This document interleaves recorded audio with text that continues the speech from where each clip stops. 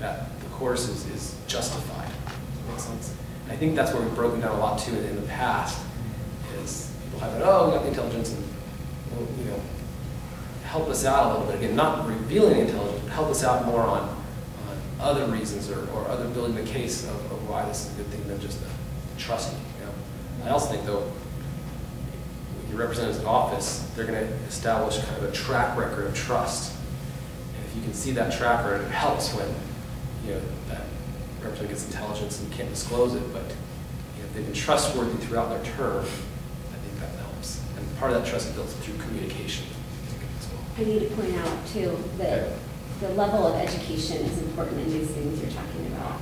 Like, as his wife, I must say, he's far more educated than any of his opponents. And I think it's very important because you talk about these issues, and I don't think that his opponents would know the questions to ask, would know how to see the repercussions of the decisions that they're making in difficult matters like these. It takes somebody who really understands what's going on to be able to determine what's best. Yeah, and I think I love my wife. I can't just sit and not say it. Yeah, I think the other thing that plays into that too is, look what I've done for my profession. You know, as an attorney, I was counseling companies on risks, and a lot of times it was in the regulatory sphere. I was saying, you know, this is what these laws mean and how they play out. And when I was back in DC, my job was, you know, what are the unintended consequences? I've been trained and I've actually practiced this idea of thinking through these things and what will happen, what are the ramifications, trying to look far ahead. Because, you know, it's easy to have a law and say, it's going to accomplish X, Y, and Z. Hard thing to say, but it's also going to affect, you know, A, B, and C. But that was my job, and that's what companies hire attorneys in my role to do, is to kind of, you know, what are the regulations, what are the traps, how do we comply, how do we, you know, where are these things going? And get, so, you know, I highlight my academics, but I also highlight my practical experience in dealing with laws, how they affect businesses, unintended consequences.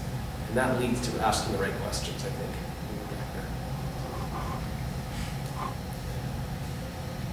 More, keep it coming. Keep it coming. What else? Where do you stand on the war on drugs? Do you think we should continue that, or should we end it? I understand the economic argument of, you know, let's not have a war on drugs, legalize everything. So, you know, I also have personal experience. I have relatives who are addicted and you know, struggle.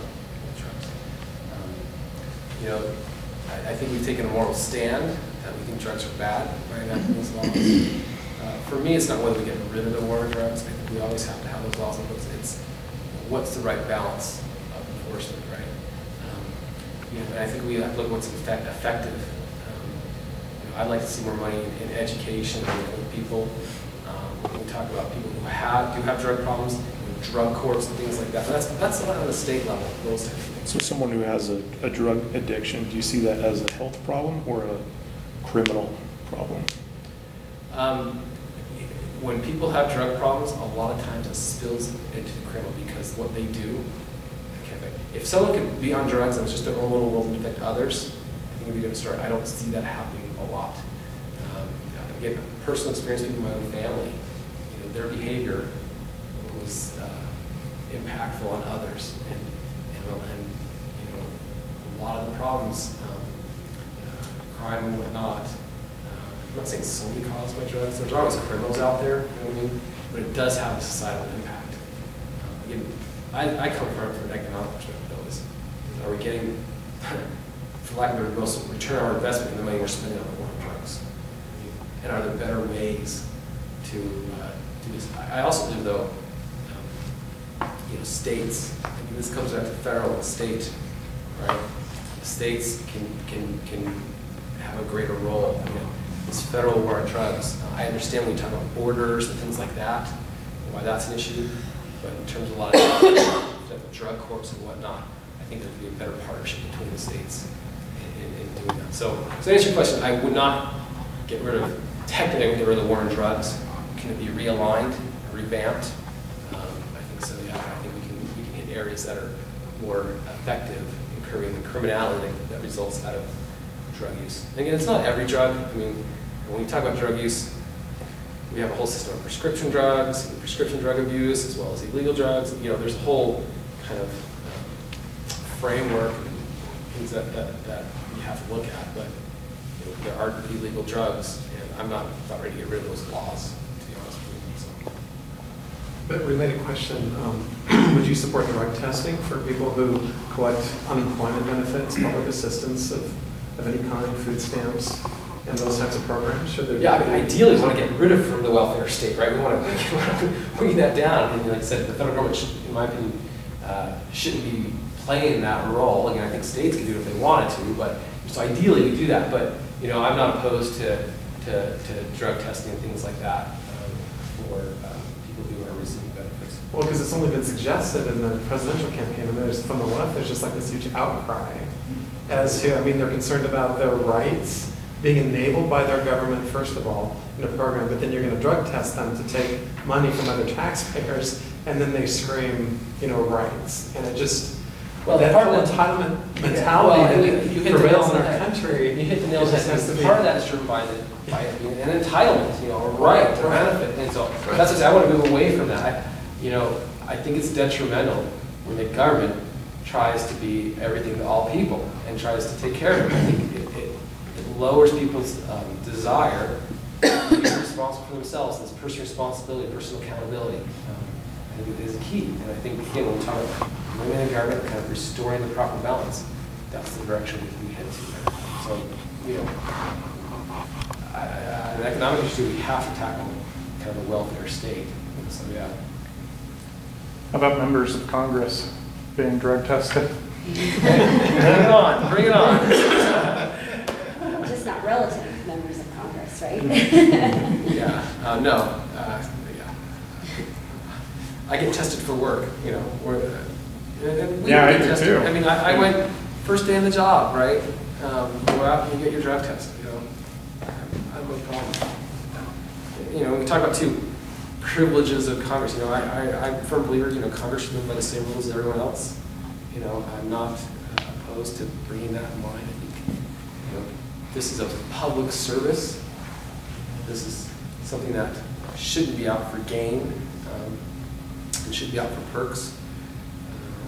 And I recognize that. And, you know, when my wife and I talked, we said, you know, this is going to be a service. This is going to be a sacrifice. You know? Probably make more money in the private sector, but Probably. again, that's the decision we came to. We thought it's important.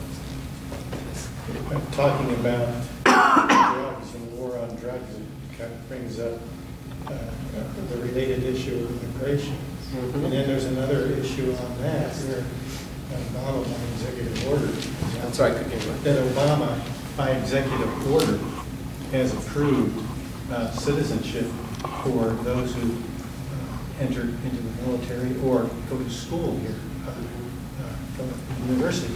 So in a way, aren't we saying, all you outside the United States who want a free education and citizenship in the United States, sneak across our border and we're going to give you citizenship and pay for your education in the university.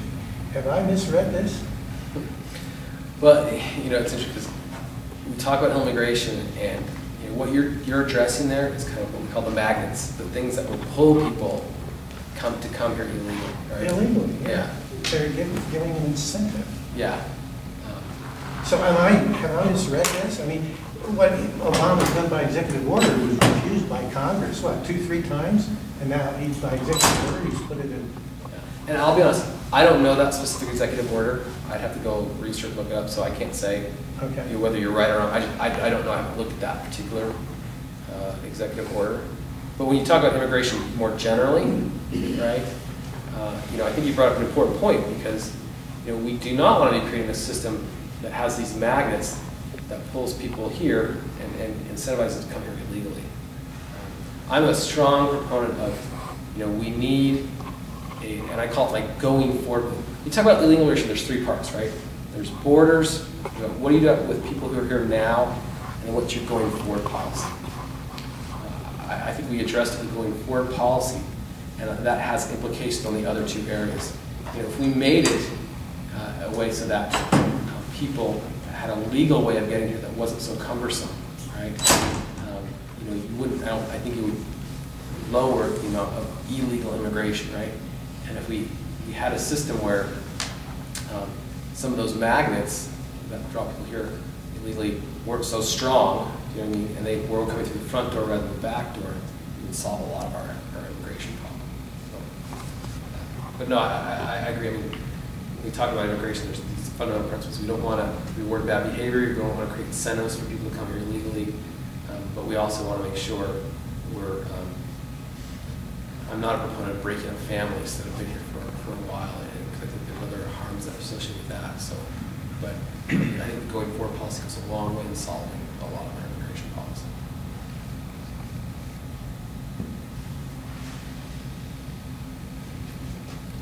Other questions? Has this been helpful?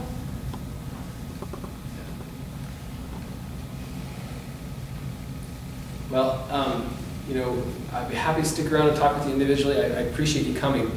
Like I said, I want to make sure I'm answering your questions. I'm thorough. As you can tell, I'm a pretty straight shooter. I'll tell you exactly where I stand. I'll also, you know, want to solicit your input because, you know, I know I don't know everything. And so if there's things, ideas you have, you know, I want to hear those as well. But I hope tonight was helpful. And like I said, if you have any questions that you want to ask me, I'll be here to answer them. So thank you.